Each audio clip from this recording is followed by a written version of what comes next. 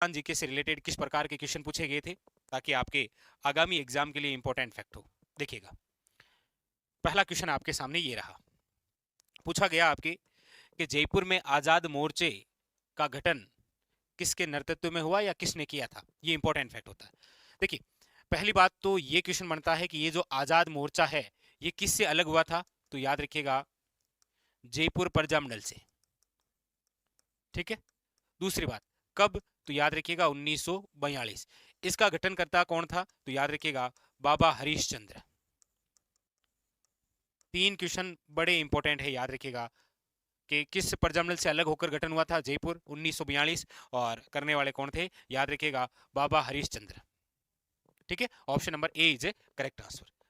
राजस्थान के एकीकरण की प्रक्रिया के प्रथम चरण में मत्स्य संघ का निर्माण हुआ। ये जो मत्स्य संघ है इसका नाम का श्रेय किसे दिया जाता है, यानी कि राजस्थान के एकीकरण का जो प्रथम चरण है जिसका नाम आप पढ़ते हैं मत्स्य संघ, ये मत्स्य संघ नाम देने वाले कौन थे, तो याद रखिएगा के एम मुंशी, कन्हैयालाल माणिक्यलाल मुंशी। और इसका जो गठन है वो है आपके 18 मार्च 1948। और इसके अंदर कितनी रियासतें, 4 रियासतों का विलय किया गया था, अलवर, भरतपुर, धौलपुर और याद रखिएगा करौली। अलवर, भरतपुर, धौलपुर और करौली, 4 रियासतों का विलय किया गया था। ठीक है, तो यहां पर हो जाएगा के एम मुंशी, कन्हैयालाल माणिक्यलाल मुंशी। अगला देखिए, अगला है आपके सामने, सूफी संत हमीदुद्दीन की दरगाह निम्न में से किस दुर्ग में स्थित है। अब देखिएगा, संत हमीदुद्दीन की दरगाह किस दुर्ग में है, तो याद रखिएगा वो है आपके गागरोन का किला। गागरोन का किला जिसे बोलते हैं मिट्टे शाह की दरगाह। मिट्टे शाह की दरगाह याद रखिएगा। एक आपके नागौर के अंदर भी है संत हमीदुद्दीन की दरगाह जिसे बोलते हैं ए तारकिन का दरवाजा। यहां पर जो ऑप्शन है वो है 2 इज करेक्ट आंसर। और गागरोन का किला जिस जिले में है वो है झालावाड़। इसके बारे में तो आप जानते ही, ये राजस्थान का प्रसिद्ध जल दुर्ग है। आहू एक काली सिंध के नदियों के संगम पर। ठीक है, अगला देखिए, अगला है आपके हिंदुस्तानी वादन के ख्याल जयपुर घराने के प्रवर्तक कौन थे। जयपुर घराने के प्रवर्तक, तो याद रखिएगा वो थे मनरंग भूपत खां। जयपुर घराना याद रखिएगा, वेरी वेरी इंपॉर्टेंट। अगला देखिए, क्वेश्चन नंबर है 6। पूछ रहा है देव नारायण जी की फड़ के वाचन के साथ किस वाद्य यंत्र का प्रयोग किया जाता है। सबसे पहली बात तो राजस्थान की सबसे प्रसिद्ध फड़ किसकी है, तो पाबू जी की। याद रखिएगा, राजस्थान में सबसे प्राचीन और सबसे लंबी फड़ पूछे तो याद रखिएगा किसकी है, देवनारायण जी की। और देवनारायण जी की जो फड़ है इसका जो वाचन है वो कौन करते हैं, तो पहली बात तो याद रखिएगा गुज्जर जाति के भोपे। और कौन सा वाद्य यंत्र यूज लेते हैं, तो याद रखिएगा जंतर। और देवनारायण जी की फड़ वे फड़ है जिसके वाचन में सर्वाधिक समय लगता है। आपको ऐसे पूछा जाए निम्न में से वह लोक देवता जिनकी फड़ का वाचन करते समय सर्वाधिक समय लगता है, देवनारायण जी की फड़, क्योंकि ये सबसे लंबी फड़ है। और देवनारायण जी की फड़ वे फड़ है जिस पर सर्वाधिक चित्र हैं, क्योंकि लंबी है तो सर्वाधिक चित्र होंगे होंगे।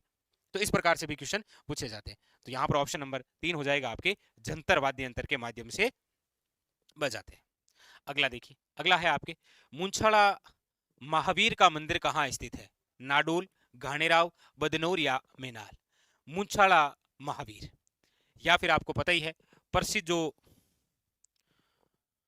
मुंछड़ा महावीर का मंदिर है ये आपके कहां पर है, तो याद रखिएगा घाणेराव पाली में। घाणेराव पाली के अंदर। घाणेराव एक शैली भी है, आपको पता हो तो चित्र शैली किसकी है ये, तो मारवाड़ स्कूल की उपशैली है। मारवाड़ स्कूल की क्या है, उपशैली। याद रखिएगा। काव्य संग्रह ढाणी का आदमी किसकी रचना है। ढाणी का जो आदमी है ये किसकी रचना है, तो याद रखिएगा जयसिंह नीरज की। Option number 3। जैसे अभी आपको पूछ रहे बहुत ज्यादा चर्चा में है तो कमेंट करके बताइए उमादे जो रचना है वो किस के द्वारा लिखी गई है। उमादे बहुत ज्यादा चर्चा में रही है, उमादे के लेखक कौन है बताइएगा, अभी करंट की बात है ये। अगला, वालर नृत्य निम्न में से किस जनजाति से संबंधित है। वालर, भील, रेबारी, ग्रासिया या शहरिया। तो आप जानते हैं कि वालर जो नृत्य है ये ग्रासियों की घुमर है।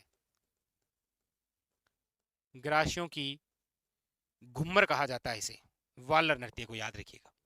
और ग्रासिया सर्वाधिक कहां पर है, तो गैरासी सिरोही में, ये भी याद रखिएगा।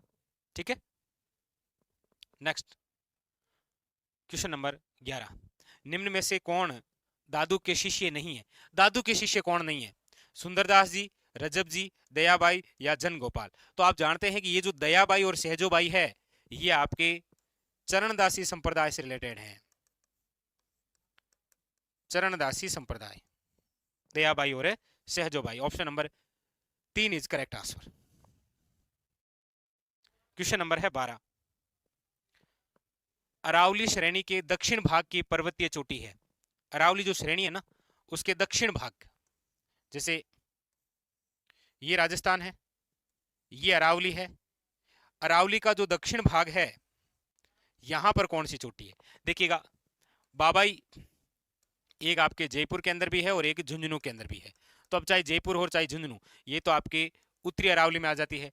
बेराड़ जयपुर में है, उत्तरी अरावली में। रघुनाथगढ़ सीकर के अंदर है, उत्तरी अरावली में। बच्ची एक है डोरा पर्वत, जिसकी ऊंचाई 869 है। ये माउंट आबू क्षेत्र जालोर में आती है, याद रखिएगा। तो यहां पर ऑप्शन नंबर हो जाएगा 3 इज करेक्ट आंसर, डोरा। नेक्स्ट,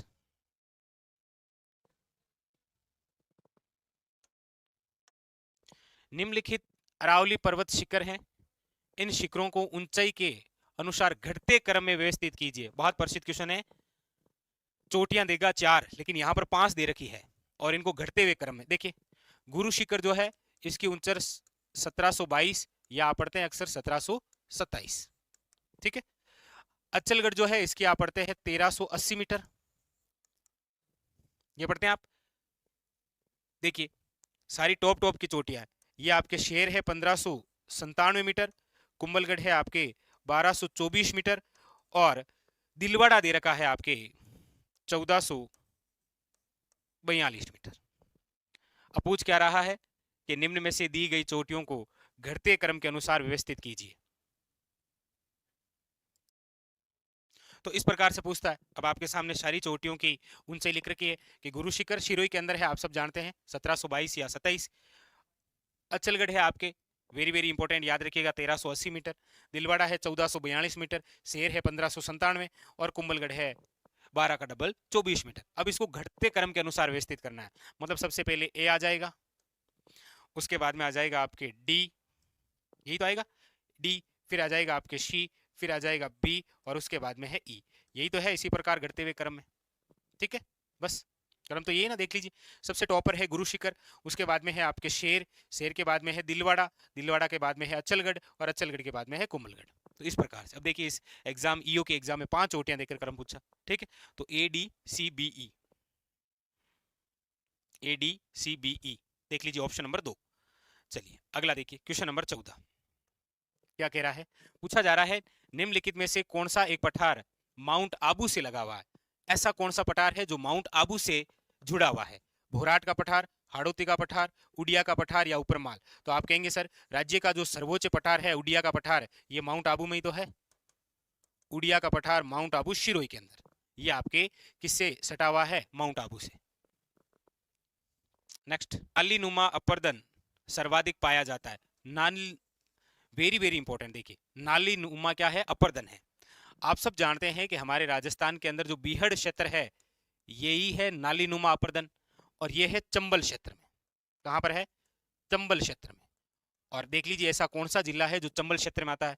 जोधपुर आता है? नहीं। बीकानेर आता है? नहीं। सिरोही आता है? नहीं। आता कौन सा है? कोटा। बहुत इजी सा क्वेश्चन था, केवल क्वेश्चन पूछने की लैंग्वेज हार्ड थी कि नाली नुमा अपर्दन सर्वाधिक पाया जाता है। बाकी है तो ये बीहड़ी, और बीहड़ है चंबल क्षेत्र में, और चंबल क्षेत्र का ऑप्शन एक ही है, कोटा। नेक्स्ट, कोपेन के AW प्रकार की जलवायु वाला जिला है। कोपेन तो आपने याद ही कर रखा होगा बड़े अच्छे से। यहाँ पर BWHW है, फिर BSHW है, फिर CWG है, और उसके बाद में AW है। पूछ भी क्या रहा है? AW। बांसवाड़ा, सीकर, बाड़मेर, नागौर, मुझे मेरे हिसाब से बताने की आवश्यकता नहीं, आप समझ गए। AW प्रकार की जलवायु वाला जिला ये रहा जी, बांसवाड़ा। ये लीजिए, बस बड़ा इजी सा फैक्ट था। क्या पूछ रहा है?